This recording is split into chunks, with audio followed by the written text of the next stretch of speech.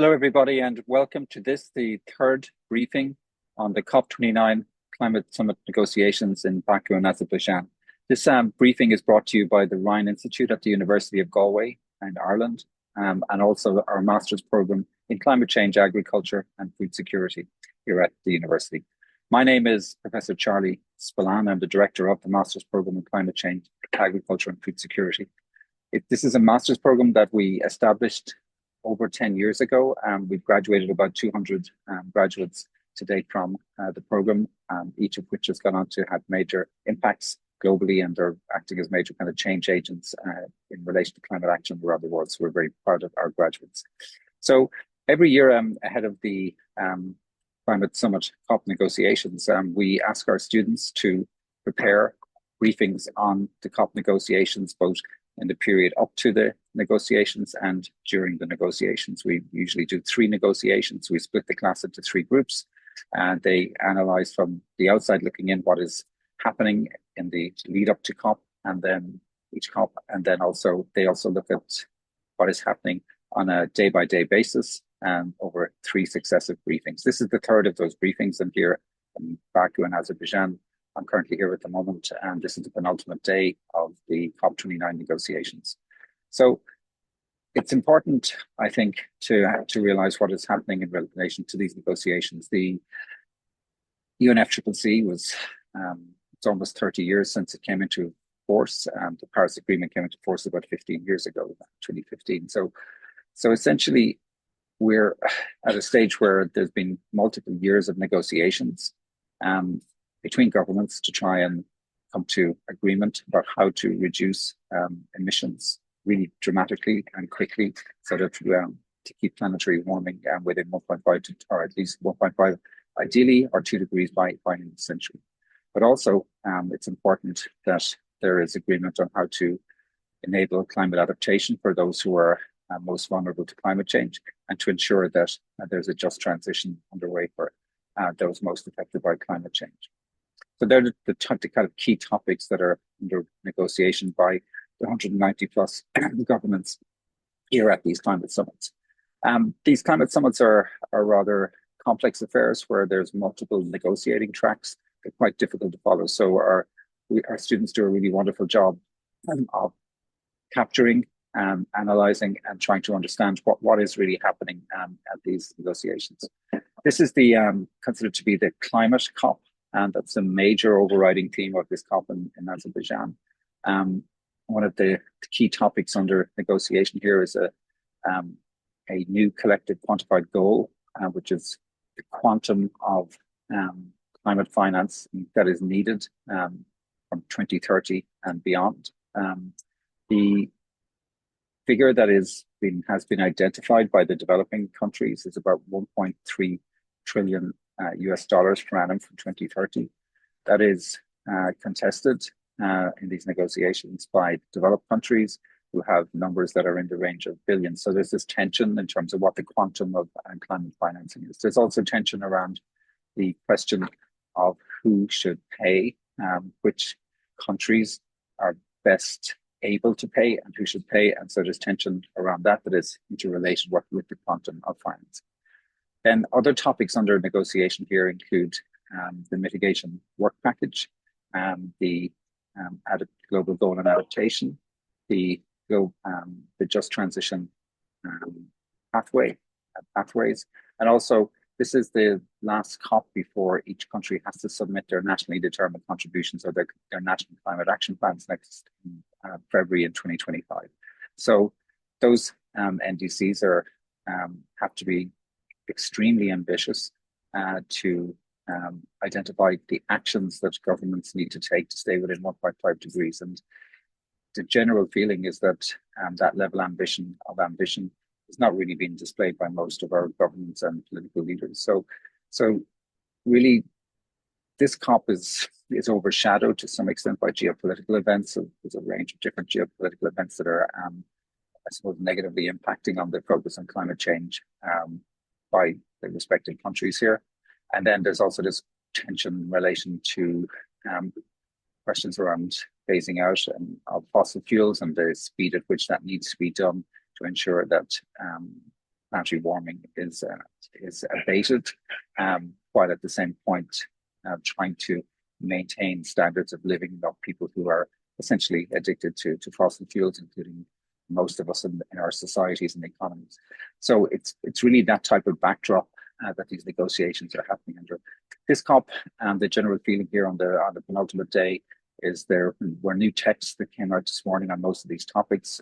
Most of those negotiating texts leave lots of issues and specific points at a point of disagreement, certainly not agreed, lots of unfinished work on the penultimate day. So there's a general air of disappointment, I think, amongst most people who are observing and following these negotiations, because there are no real breakthroughs that have been seen really here at the COP29.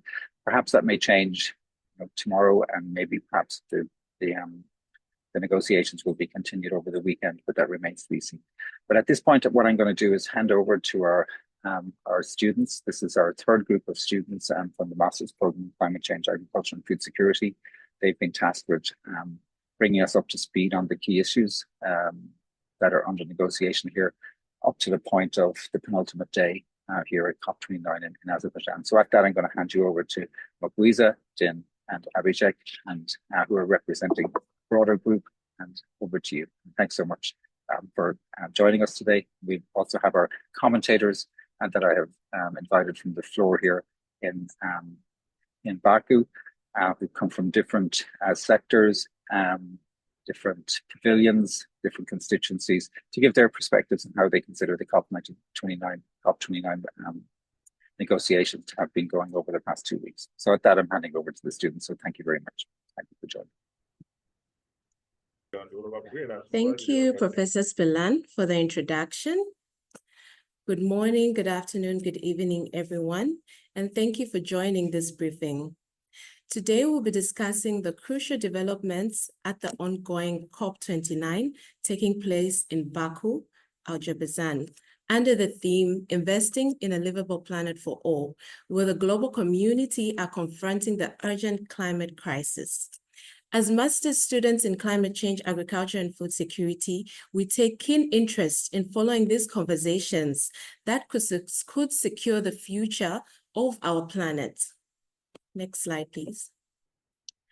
Before diving into the content, let me introduce the brilliant team of master's students who worked on this presentation.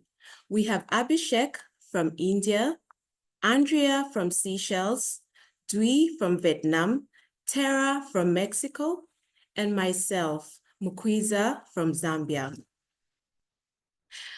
Next slide, please. The COP29 conference is a pivotal moment for the global climate agenda. In his opening remarks, COP29 President, His Excellency Mukhtar Babayev, highlighted the urgency of our action as current policies are leading to a 3 degrees Celsius global warming, which could be catastrophic for billions and threatening to communities. The UN Climate Change Secretary Simon Still highlighted the importance of carbon markets and the $2 trillion clean energy investment. The discussions at COP29 are critical in determining whether we can limit global warming to 1.5 degrees Celsius as stipulated by the Paris Agreement. Next slide, please.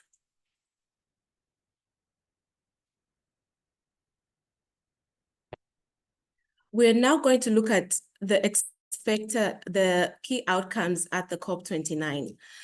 The first one is climate finance, NCCCAFS process. Climate finance remains a central pillar. There's an ongoing commitment to mobilize $100 billion per year to assist developing countries, but progress has been slow. The focus is on accelerating finance commitments, ensuring that these funds reach most vulnerable to climate impacts. We also have the loss and damage funds. One of the most anticipated outcomes is the further development of the loss and damage fund, aimed at compensating countries most affected by climate change.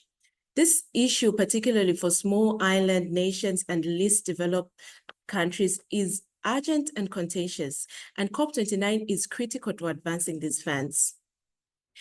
Another issue is the carbon market Article 6. At COP29, discussions on Article 6 of the Paris Agreement are focusing on advancing the implementation of carbon markets and international mechanisms like ITMOs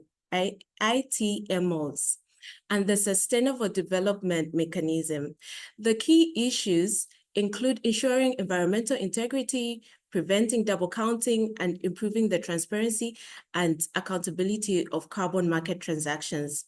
There's also focus on mobilizing finance for developing countries and strengthening the operational rules to help nations meet their climate targets effectively.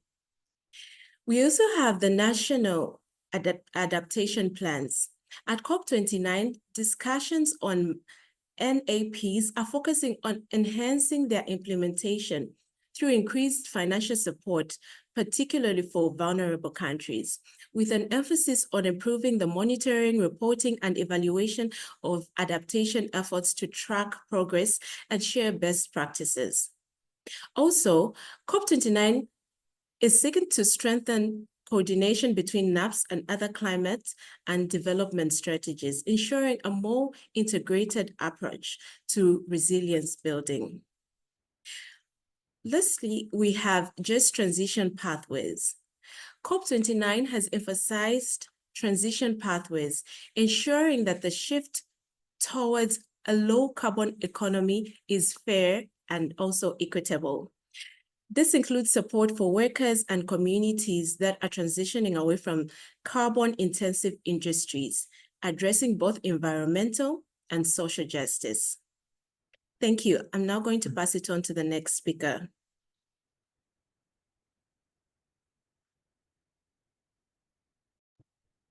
Okay, thank you, Makwisa. Next slide, please. So first start off as a finance COP, the very important goal for us is for the new, to finalize the new collective quantified goal, or NCQG. And this is a very contested matter between the developing and developed nations. So developing countries has demanded $1.3 trillion annually for adaptation, mitigation, as well as for the loss and damage funds. They're insistent on the accountability mechanism for developed country or the historical large emitters, while developed country emphasize on broadening the contributor base to emerging economies and advocate for voluntary contribution and private sector involvement. There are two key disagreements in these matters. First is the burden sharing among contributors and the role of private financing in NCQG. And while financial targets are necessary, achieving a consensus remains a significant barrier to our climate negotiation process in COP29. Next slide, please. So for the loss and damage fund, we have made some progress. Firstly, is the Warsaw International Mechanism, which is a basis for the loss and damage fund, is now currently under review. And operationalizing the loss and damage fund began at COP28, and the loss and damage fund board to finalize mobilization plans. There are still, however, some key issues. This first is the dispute over guidance to the fund board, and there's extremely limited clarity on the resource mobilizations. In this case, progress is incremental, but immediate implementation is vital for vulnerable nations such as AOSIS, small countries, and poorer countries as international negotiation progress with multiple parties involved. It is moving too slowly to accommodate for encroaching hardship faced by many developing countries. Next slide, please. So for the carbon markets, or Article 6, operationalized carbon market seems by many as a critical tool for financing the climate mitigation and possibly for adaptations. However, there are controversy over the governments and reporting raised by many skeptics, criticize and it questioned the legitimacy of carbon markets. There has been demand for more climate justice in general, and many parties have suggested that the carbon market are illegitimate and should be removed from negotiations. There has been, this is while promising, carbon market must be avoid being a loophole for inaction, and continuous progress is required for the construction of a more equitable and better carbon markets. Next slide, please. Move on to the Global Goal on Adaptation and National Adaptation Plan on NAPs or NAPs for countries. So this is more timely matters that negotiator needs to get out of COP since it's going to be final. So countries going to send their NAPs plan early next year in 2025. So the Global Goal on Adaptation or GGA was first agreed by the governments at COP28, but many aspects of it remain unclear.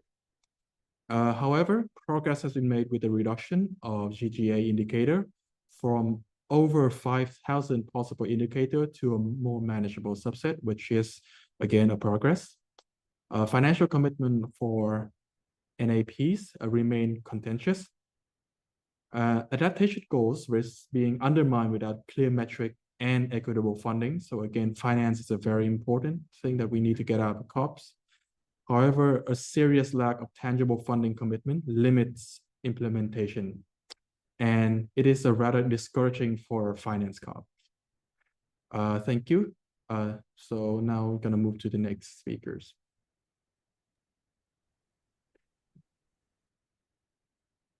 One of the key questions we need to ask is that, are we moving in a just transition? So the key question is that we should be asking in this current scenario is whether we are in the right path of development and climate resilience.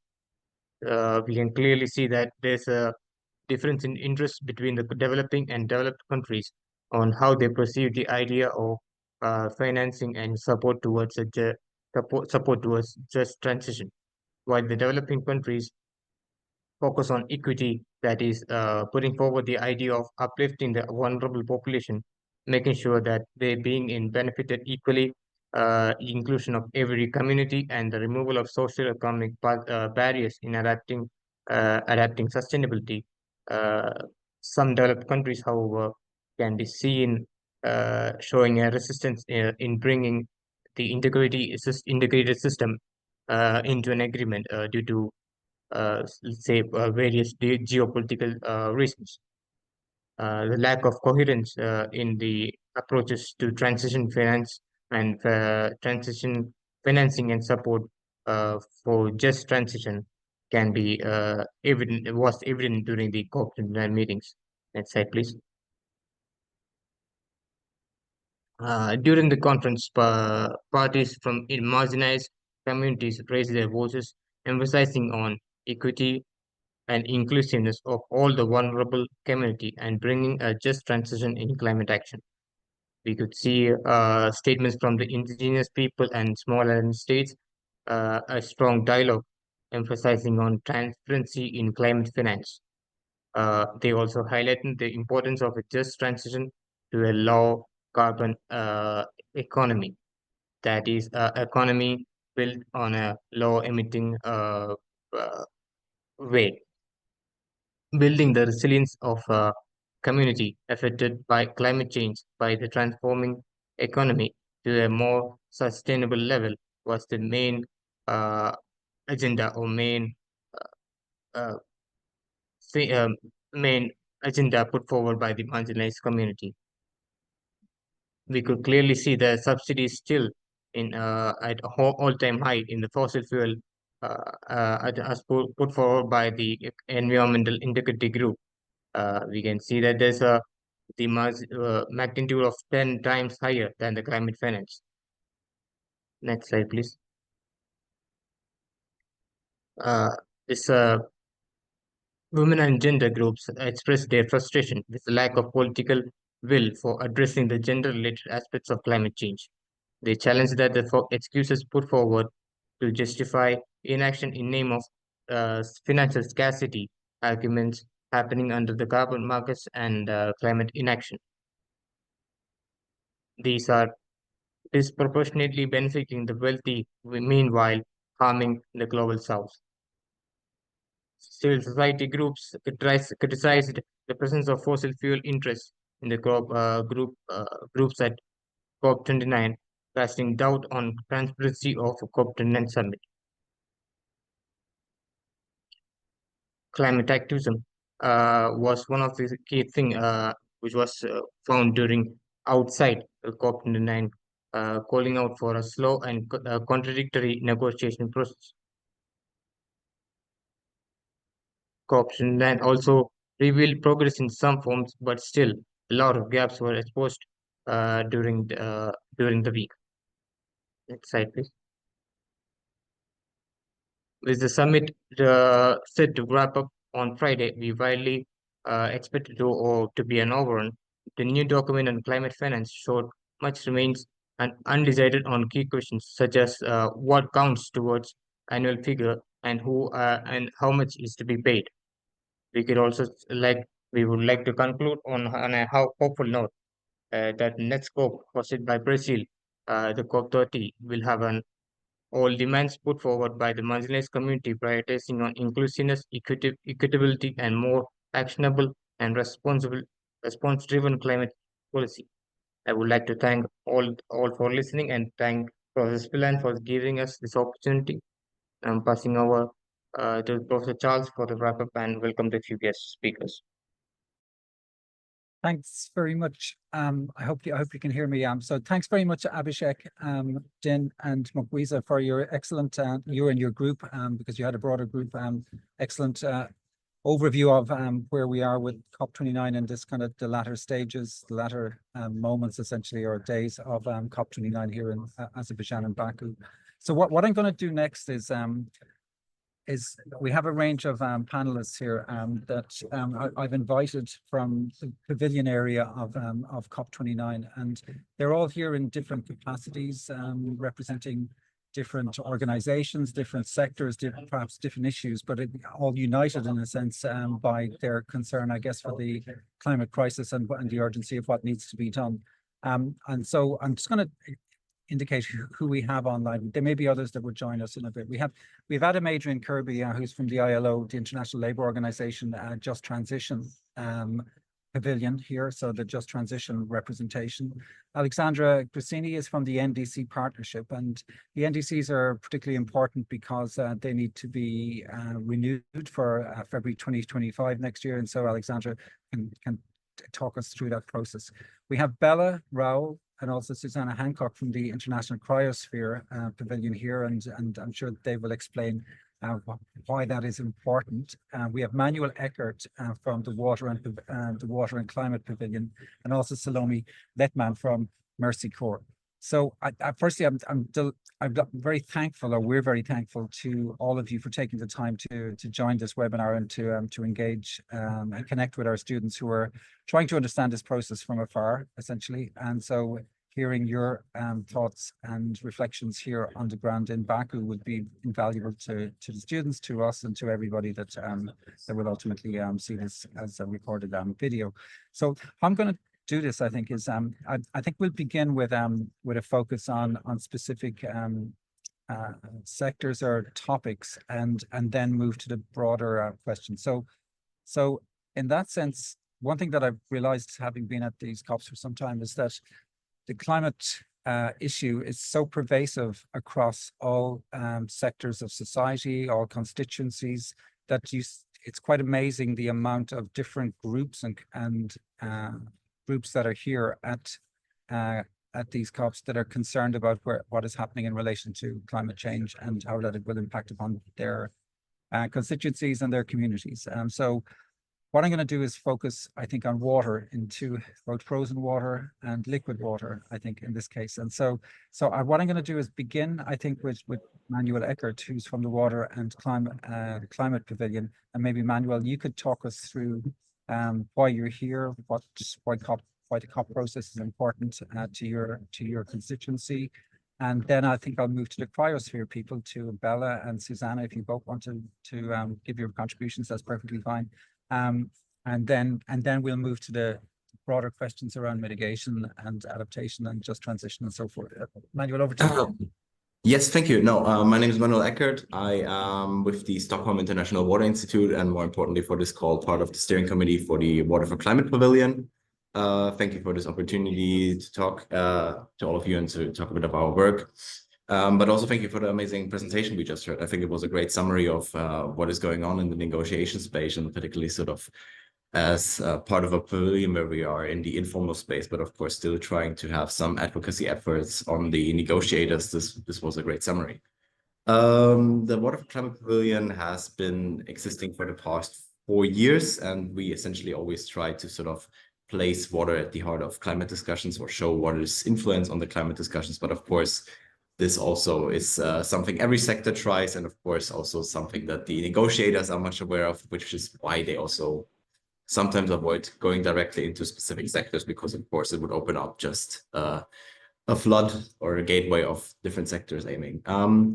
Today also very timely and very important day, particularly for water, as we saw the launch of the Baku Declaration on Water and Climate this morning, which is quite an important piece and something that sort of also very much highlights what we have been advocating for the past 4 years. Sort of entailing a dialogue on water and climate and its related sort of interconnections and cross-cutting features at COPs, which is really an amazing step, particularly for water, which we have seen and which we're very happy and welcoming for, with several countries endorsing the declaration and the dialogue. So paving also a pathway forward and sort of inter-COP exchanges for water. One other particular important thing that the Water Pavilion is engaged in and was a success from last year in COP28 is of course the global goal on adaptation. And as rightfully mentioned by the students, I think there is some progress, but of course it's still much slower than we wish for. And the most current draft is also well, still has some tweaking, but there is still some time. I think, of course, it's a difficult task, as mentioned by the students. The number of indicators submitted and sort of the work that the expert group and also the parties would have to do with all these indicators is tremendous. While we also recognize, of course, that sort of the route that's currently foreseen with sort of more voluntary reporting on the indicators, as well as sort of more national level reporting, is, of course, not so much aligned with what was wished for the global goal on adaptation.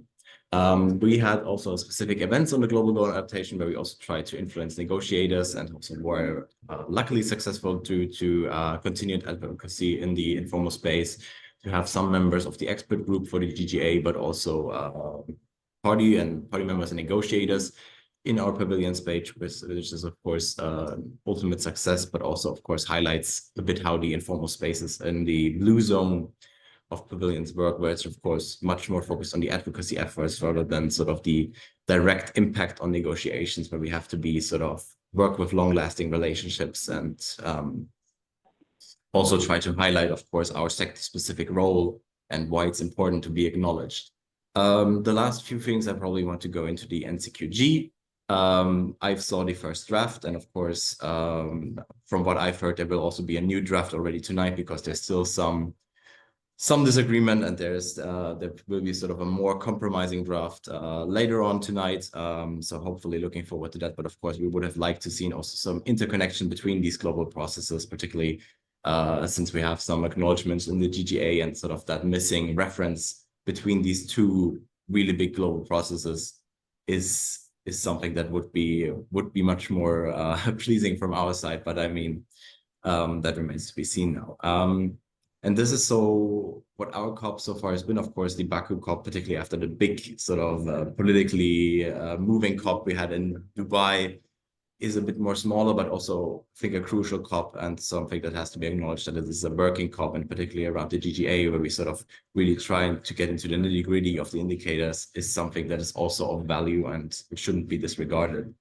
And with that, I think my 5 minutes have concluded. I'm happy to pass it on to the next sector, or the next part of the water sector.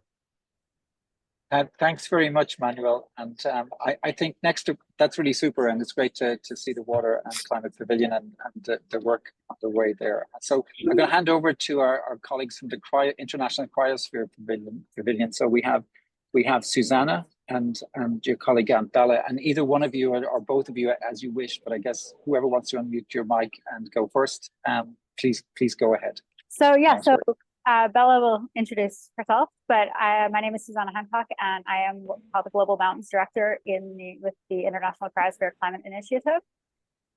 And this basically means that I do a bit of work in the glaciated regions of the world, so those regions that are not the Arctic and Antarctica. So a bit in the Himalayas, East Africa, Andes, Alps, etc.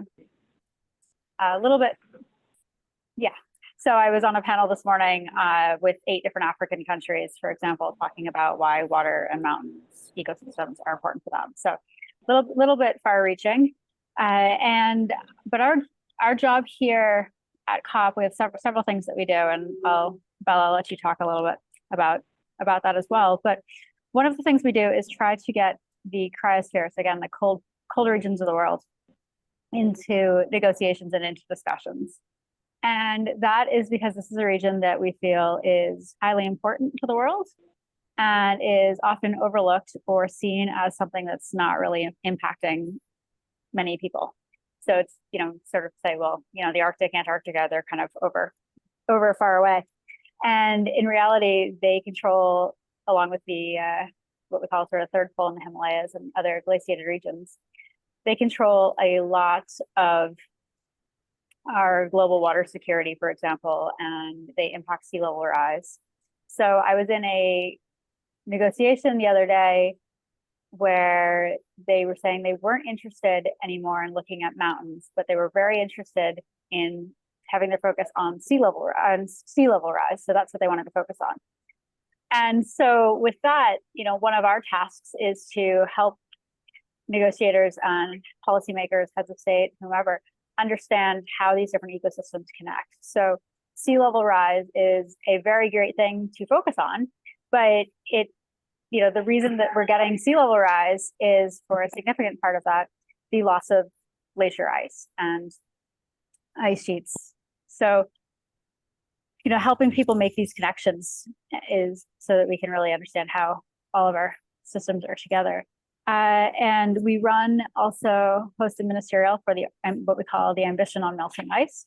So this is a collection of tsunami 24 countries that range from being low-lying Pacific Island states like Samoa or Vanuatu, Palau, to states that have both coastline and mountains, so such as Chile and Iceland and Tanzania, and help work with these countries to understand the impacts of the cryosphere loss so that they can advocate for that from their country's perspective. And so great to have you doing this program. It's really neat. Loved your presentations. And yeah, I'll pass it over to Bella, because there's a fair bit I didn't include, but thank you. Thanks, Susanna.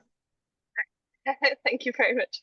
Yeah, so my name is Bella. So I'm the Antarctica Director for ICCI, which means that I take the lead on any of our science relating to the Antarctic and the ice sheets in particular. The main threat that we face from these regions is from sea level rise, from ice sheet loss. So ICCI kind of splits the cryosphere, the frozen regions of the world, into these 5 sort of pillars. So one being the ice sheets and relating to sea level rise, the other being glaciers, as Susana talked about. We also have sea ice, permafrost, and the polar oceans, although not technically frozen. But we're really looking to communicate the science around the changes going on in these regions, with the kind of logic being that a lot of the major climate changes that are taking place over the long term, and when you consider these so-called tipping points, the vast majority of them occur in the cryosphere, with the exception of coral reefs and the Amazon. The majority of these really long-term major climate shifts are taking place in the cryosphere. So when you consider things like sea level rise, if we lose the ice sheets or are projected to lose the ice sheets on this really long term, a lot of these changes are actually effectively irreversible on any kind of human relevant timescale. And so that's the real push that we're trying to get across in these negotiations, is that the changes, the conversations that we're having today have these impacts over many, many generations. And it's really the decisions that we make in these next few years that can impact this in the long term. And so that's the message that we're trying to get across to parties that, as Susana mentioned, are signed up to our agreement, our ambition on melting ice, but also just to kind of communicate that more broadly to other people at COP, and the hopes that we can get that message out there and get this topic mentioned in the negotiations. I think I'll leave it there because Susana gave a pretty nice overview of what it is that we do. But if you have any questions, I'm more than happy to try and answer some of those. Thanks very much, Susana and Bella. And I think it's really important that that the science of what's happening with the biophysically with the planet as a result of climate change is communicated by organizations such as yourselves and others in the IPCC, Group 1 and so forth. And also clearly Manuel demonstrates the intersection between water and society. So all of these biophysical processes are intersecting with our societies and economies. So I think what we're going to do is transition next to perhaps in a more kind of social direction, social and economic direction. Our next speaker is Tokelo Shai. So Tokelo is an ex-graduate from our master's program on climate change, agriculture and food security, and she's been working with the high-level champions for climate action. But more recently, she works on human rights and business. So given that this COP is a financing COP, it'll be interesting to hear, I think, from Tokelo, who's been at a number of these COPs, what her perspectives on this particular COP29 has been. So Tokelo, I think if you could unmute your mic and we'll spotlight you there. Thank you. Great, thanks, Charlie. And I think I caught something in Baku, so my voice is a little bit scratchy, so I apologize for that in advance.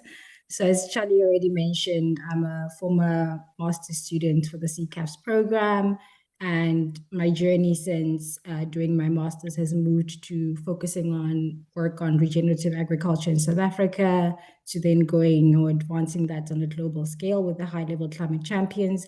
And also prior to joining my current role, I was with the Task Force on Nature-Related Financial Disclosures. And there, part of my work was essentially running a dialogue series with Indigenous peoples to essentially bring in their perspectives and their voice in terms of how do we integrate Indigenous peoples' rights in the recommendations. And part of the reason I'm highlighting this is also because what I'm hearing from this COP, and I think also the biodiversity COP, is this need for integration, or let's put a more integration across all the different COPs, from the biodiversity, the climate COP, but also what we keep hearing in my work is this missing social element. So I'm now currently working for the Institute for Human Rights and Business, and we are a think and do tank doing a range of different thought pieces and also convenings and trainings on business and human rights. And my role at the moment is as the Just Transitions Program Manager. And a lot of our work is focused on how we advance the role of business in safeguarding the just dimensions of the just transitions, or rather the energy transitions in general. Sorry, so a lot of the areas that we've been looking into and also advocating in part of our projects that we have was obviously the NCCCAFS, which aligns with the work we're currently doing on just energy transition partnerships, where part of what we're doing there is to delineate how businesses can effectively advance justice dimensions to respect human rights, and ensure that they're robustly implementing these with the respect of human rights and also aligning to international standards such as the UN guiding principles. So we're basically watching the extent to which this target will be set, but also will set precedents on the responsibilities of business to ensure that the burden of climate change is shared equitably. So one of the other areas we've been working on, or at least focusing on at this COP, was the features of NDCs and also how they're raising ambitions around that. And we ran an official side event last week where we've partnered with the International Institute for Sustainable Development. And part of that event was looking at the extent to which was the state of play of NDCs and the extent to which they're integrating the just transition lens. And I think from some of the interventions or contributions from the speakers was that at the moment, about 44 NDCs are highlighting just transitions explicitly within their NDCs, and 12 of them are highlighting it in some shape or form, either referring to whole society approaches or using other areas around inclusion. So there's still quite a lot of work to do there, and we're essentially looking to see how some of our work could help support some of the countries in implementing the just transition principles. And then lastly, I guess one area that we're looking into is, of course, the Just Transition Work Program. I haven't seen any updates recently on that, but last I checked last week, there was a plan to see how we balance the request to focus just transition in NDCs and also part of operationalizing the work program. So I'm not sure what the state of play is there. But I think also part of what we're hearing around this COP in the context of just transition is a focus around the definitions, the metrics around how do we actually assess social dimensions. And it's also a very core area or complex area for a lot of businesses. And part of what we often say in our work is that the transition is very place-based, and you need to understand some of the nuances in different countries and how they're actually navigating some of the existing challenges. And oftentimes justice was never there to begin with. And how does the transition not reinforce that and also understand some of the tensions and trade-offs that are in place when you are transitioning away from fossil fuels and ensuring that people are placed at the center. So I think there's still quite a lot of work to do. Yes, it's good that there are mentions and countries are actually highlighting this, but the extent to which they actually get to concrete implementation is still lagging behind, and it's an area that we look to try and support. So I'll end there with my intervention. Tokelo, thank you very much. And I have to say that we're really delighted to see your deep engagement in the COP process. So, you know, both this year and in the preceding kind of years also. And in fact, in terms of our overall master's program on climate change, agriculture and food security at the university, we're very proud of the 200 or so graduates that we've generated to date, such as Tokelo, all of whom are playing roles as change agents for climate action all around the world at present. So that it's one of the success stories, I think, of our university. I'm going to next go to my next speaker from Mercy Corps. So Salomé Lehtman, do you want to go next, Salomé, and tell us the Mercy Corps perspective on how you see COP29 so far and what's important to you and your organization? Yes, can you hear me? First of all, thanks so much for having me. It's been great hearing all the different perspectives. I guess when we hear at COP, sometimes you kind of get very, I guess, nerdy into your own topics. So it's great to hear about everyone. So my name is Salomé Lehtman. I work for the humanitarian NGO MScCCAFS as an advocacy advisor. I'm based in Brussels, and I focus mostly on EU climate policy. And actually, before this event, I was at the People Plenary, hearing from many youth activists from the Global South.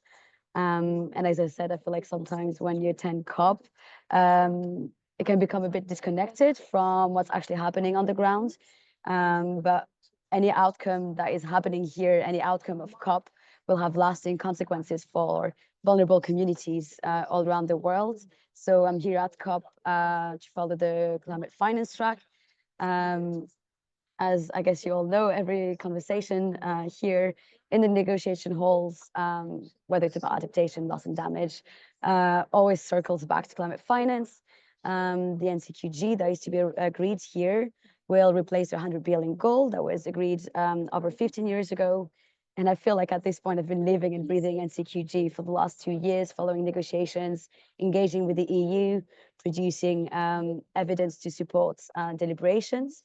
And I guess the NCQG may seem very technical, but what's agreed here could lock in climate action or inaction for over a decade, and will ultimately have an impact on millions of people around the world. And here, despite 3 years of negotiations on the NCQG, the discussions aren't really progressing as they should. As you say, you said that there's been a text that was released this morning. It was already delayed. Up all night trying to wait for the text, and now we're about a day away from the end of COP, or at least officially, and we're nowhere near agreeing an ambitious target. And I feel like the negotiations are really strained. Developed countries are not really showing up with the ambition that's required. I feel like that's really undermining trust in the process. And we'll have one more day to go, but rich countries still haven't put a number on the table. So we have a climate finance target without a number. Developing countries themselves have put forward a number, have been united under the G77 in China. We're calling for a $1.3 trillion a year. But there's been a leaked number from the EU. There's been apparently discussing a 200 or 300 billion number, which obviously would just compensate for inflation and growth and not represent any additional commitment from these countries. So that's really disappointing. And yesterday I was at a G77 press conference, and Uganda, on behalf of G77, put it quite simply by asking whether that was a joke, an actual joke, this number, followed by a standing ovation in the room. So in parallel to that, you have the EU who has been calling for more ambition on mitigation, but refuses to actually pay the bill for the climate crisis they've caused. And so we've been here to remind them that climate finance is not about charity or generosity, but actually legal obligation under the UNFCCC and the Paris Agreement. And we've been really calling on the EU to stop pitching mitigation against finance and really understand that finance is essential for all countries to develop ambitious climate plans, the NDCs, which, as you said, have to be submitted, I think, before February. And I've also been following adaptation, loss and damage. It's been mentioned before, but obviously there are also pillars of climate action in addition to mitigation, but they've been really constrained by the broader climate finance gridlock. And without any progress on finance, there won't be any progress on the GGA, on the NAPS. And the ministerial pair for adaptation, which includes Irish Minister Eamon Ryan, have finally asked to discuss with the ministerial pair on NCQG. So hopefully that will be moving things along.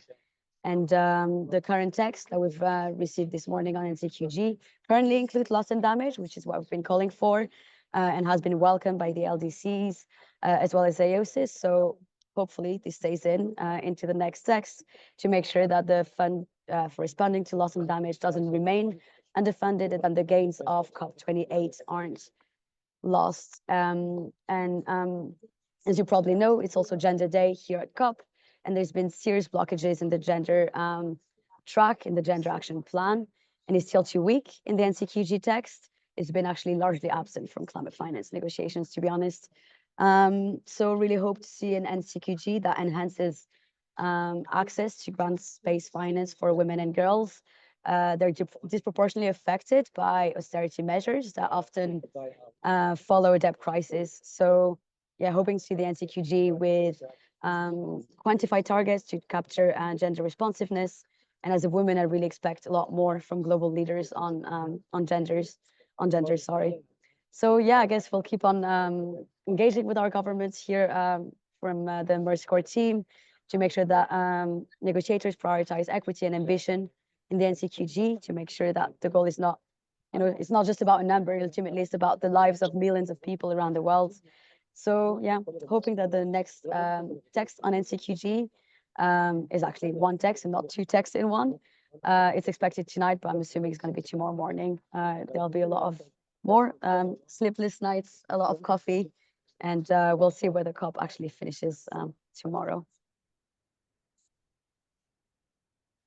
Salomé, thank you. Salomé, thank you so much for that overview, and which brings us kind of up to speed, I guess, on where the negotiating texts are. So it's really great to have that perspective from yourself. So last but not least, we have Alexandre Grassigny from the NDC Partnership, and I'd invite Alexandre to really explain to us why the NDCs are important, the importance of ambition, and where the entry points are, I guess, for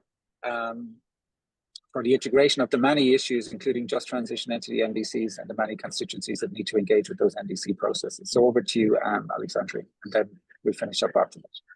Thank you, Alex. Thank you. Thank you very much for the invitation to join today and the opportunity to share some reflections on collective climate action. So my name is Alexandre Grassigny. I'm the governance manager at the NDC Partnership. I facilitate the work of the governing bodies of the partnership.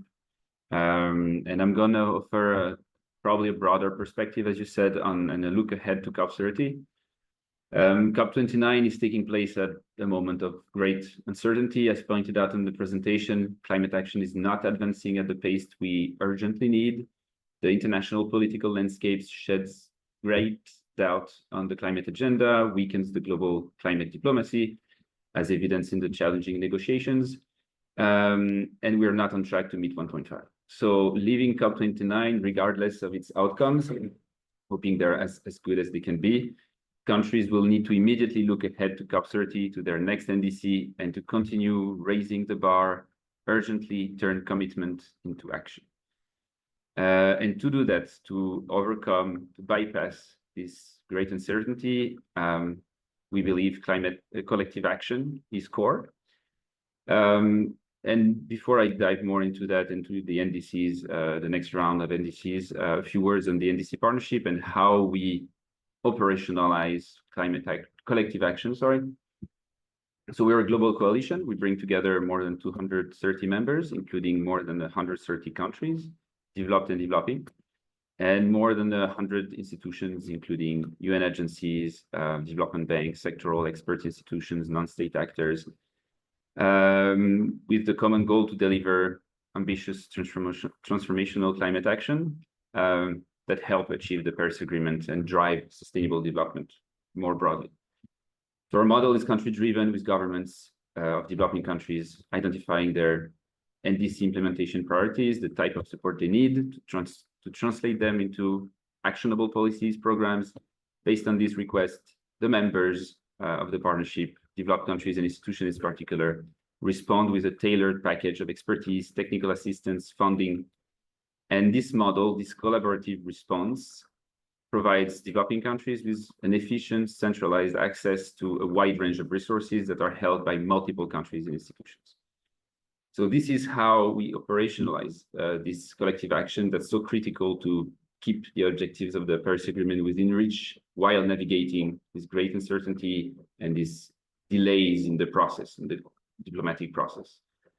And so walking out of COP29 and looking to COP30, we will need bold, actionable NDCs 3.0, so-called 3.0 for 2025.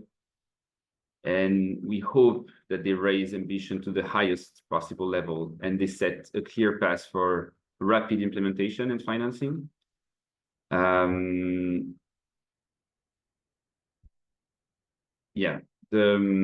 Sorry, I lost the track here.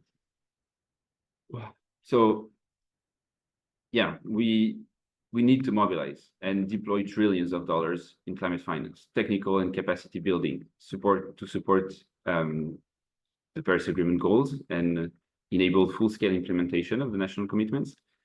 And so the next NDCs are an opportunity not only to raise mitigation and adaptation ambition, but more broadly to create the enabling condition to accelerate the implementation, attract climate finance, establish ownership across ministries and the whole of society, and hopefully to set in motion clear implementing structure and with corresponding implementation and investment plans. I mean, those NDCs are really the last opportunity we have to achieve 1.5 and build some resilience against the inevitable climate impacts. And so those NDCs will need to be high quality, ambitious, implementable, and investable. And that means NDCs that include targets and actions that are based on robust data, modeling techniques. They must be credible, achievable, verifiable targets that enable transparency as well and accountability into in the NDC implementation and assessments of the global ambition rating. Ambitious NDCs will need to align with the 1.5-degree target and the global goal on adaptation. And they will need to specify clear mitigation, adaptation, sectoral goals. We heard about various sectors and the need to advance climate action in each sector. And we need clear targets. And we need, as it was also pointed out in previous interventions, we need to deliver co-benefits. We need to deliver social economic benefits, and we need to support other policy objectives. We need to align with the long-term low-emission development strategies, the national adaptation plans, the national biodiversity strategies and action plans, and this cross-convention alignment, integration. So that's what ambitious NDCs mean, but they also need to be implemented, because even today, full implementation of current NDCs would not put us on track for 1.5, and we are not fully implementing. So we need to raise ambition, but we need to make sure we implement, and that includes NDCs with achievable targets that are supported by ownership across the whole of government, but also across the whole of society. Inclusive targets, shared, that include gender considerations, that include youth, indigenous communities, but also leverage the private sector. And they need to set in place to define the structure for implementation, the institutional arrangements, the coordination mechanisms. So they need to have an implementation plan backing the ambition of the NDCs. And finally, they need to be investable. So as mentioned in previous presentation, the climate finance is critical, and the common goal is hard to negotiate and so on, but NDCs need to include costed action, identify sources of financing, and to define also the enabling laws and policies, and they need to be backed by national buy-in. So this is the only way we will mobilize and channel finance towards what's needed. So these next round of NDCs, and that's what we try to support with the NDC Partnership and this coalition of countries and institutions that come together to share their resources, their expertise, their financial resources, their technical expertise, to help countries bridge this gap between the pledge targets and the necessary policies, actions, finance to actually effectively achieve those targets.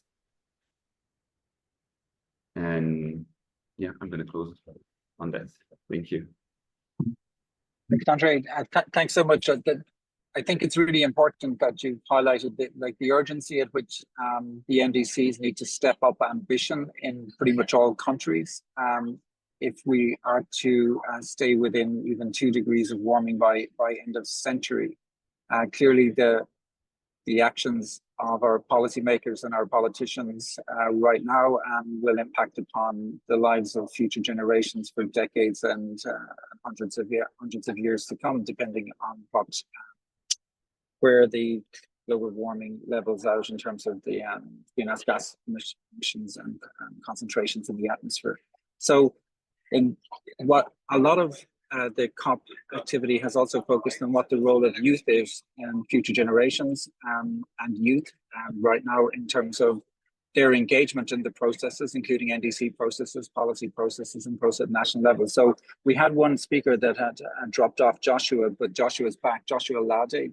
Joshua is Nigerian youth champion for the SDGs. And I'd like to invite Joshua to try and give the perspective from the youth constituency, having been here at COP. I think he has left now, but he's certainly on the call here with us. Joshua, I hope you can hear us okay, and that you can unmute your mic and we can see on the video, and there you are. Okay. Hi, everyone. My name is Joshua Alade, and I'm the founder of the Nigerian Youth SDGs Network, which is a youth-led and youth-serving civil society organization working with young people to actually advocate for meaningful youth engagement in policies and programs that would enable young people in Nigeria to be able to lead and thrive. Over the last 5 days, I have been attending the 29th Conference of Parties happening in Baku, Azerbaijan, and I'm glad to actually share my reflections, which would actually focus on 4 critical areas: the issue of nationally determined contributions, climate finance, green jobs, and the essential inclusion of women and youth in climate processes. As you may have known, COP29 has been tagged the the finance COP, and which shows the pressing need for bold, inclusive, and actionable strategies towards combating the climate crisis. The nationally determined contributions remain at the heart of global climate efforts. However, many nations, particularly in the global south, face significant challenges in translating this commitment into action. Bridging this gap requires not only technical support, but also the political will and financial resources from wealthier countries to empower vulnerable countries to meet their climate goals. And for me, in Nigeria, I have been working on advocating for meaningful youth engagement in Nigeria's nationally determined contributions process, popularly referred to as NDC 3.0. Why am I doing this? I'm doing this because the first NDCs in 2015 had zero youth inclusion in the process. NDC 2.0, which happened between 2020 and 2021, had very little youth engagement in the process. And if youth engagement was very low in the process, it definitely means that young people were not even part of the implementation process. And I am really vested in the need of ensuring that young people are not just part of this process, but also part of the implementation cycle. And what have I done with my organization and with support from the German missions in Nigeria? We have been able to build the capacity of 165 youth organizations to understand what the NDCs are, the role of young people in the NDCs, and how they can advocate for bold climate action, working with their leaders, with state government in this process, up to the creation of a local adaptation plan of action. Aside from training 165 youth organizations, we've also trained 300 young people to understand the process of the nationally determined contributions, why it's important to them, and why they must go beyond just climate change education to advocating for bold, actionable, and urgent climate mitigation and adaptation actions that would help us or shield us away from the threats that climate change brings to us, basically. And in this process, we've also developed a toolkit that explains the NDC's process to young people in a very easy to understand manner. So the technical jargons that comes with this process has been reduced to make it more relatable, make it more fun and more action-oriented for young people to understand the process. So you can see why the NDC's process are really very important to me and also to my organization. The other thing that's was really key was climate finance. And honestly, climate finance dominated all of the discussions, and there's been calls for a fair and robust system to address the inequalities. There's a need for the global north to take greater responsibility for loss and damage, which the fund that was first launched at COP27 in Egypt, the establishment of this fund, then it offers hope. But you know, with hope, you also need it to be successful, and this success actually lies on the rapid and equitable disbursement of funds to those most affected by climate change. But at COP29, one critical development was the emphasis on the new collective quantified goals, for climate finance. This is a framework that was designed to replace the outdated 100 billion target from 2015 from the Paris Agreement. The NCQG introduces a more inclusive approach that considers the needs of developing nations while addressing mitigation, adaptation, and also resilience. The third priority area for me is the area of green jobs, because green jobs are the cornerstone of a just transition. Sectors like renewable energy and sustainable agricultures actually offers a dual benefit of addressing unemployment and also reducing emissions. However, these opportunities must prioritize marginalized communities, ensuring that economic gains are shared equitably. And finally, is the role of women and youth, which is really very central to sustainable development.